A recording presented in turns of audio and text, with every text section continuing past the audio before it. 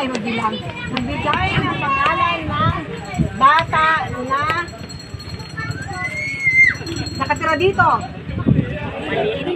2, 3, 4, 5. Matot. Apat lang.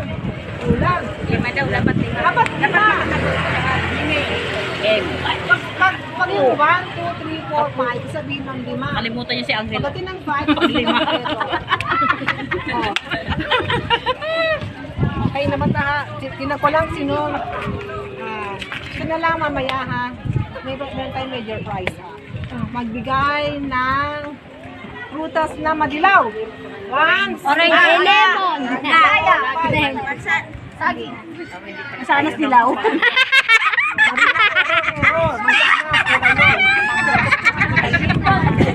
Kaya dalawa mo lang sa alas. Ulit. Magbigay ng prutas na mag-green. 1, 2, 3, 4, 5. Bananang hilaw.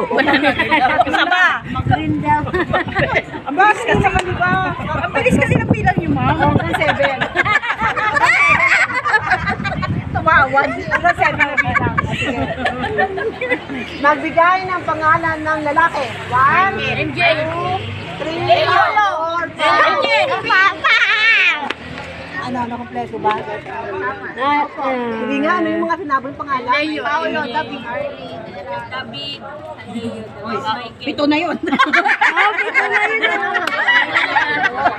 Nakilan, one na yun, ha? One na sila. Ganito lang, ganito. Ay, sini kay Labuyo.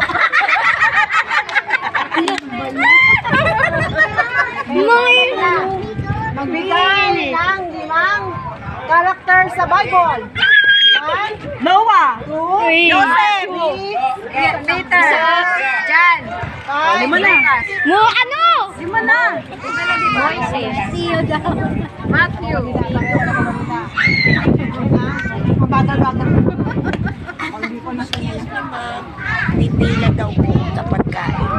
Pupila na doon. Ayun na daw. Tatapusin lang po. O sige, sabihin ko po sa kanila. Excited. Ayaw na kasi. Gusto pa ng ketchup. Kulang pa ng ketchup. Basta na lang. Magbigay na mga bata na pumupunta doon sa Bible study. 1, Lilian.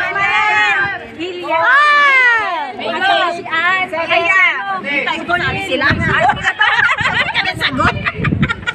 Akala ko tayo yan alam mali-mali. Mangingay mo nga. Doble na yun ah. ano niyo po pag ano? Ito na. Yan ang halika rin.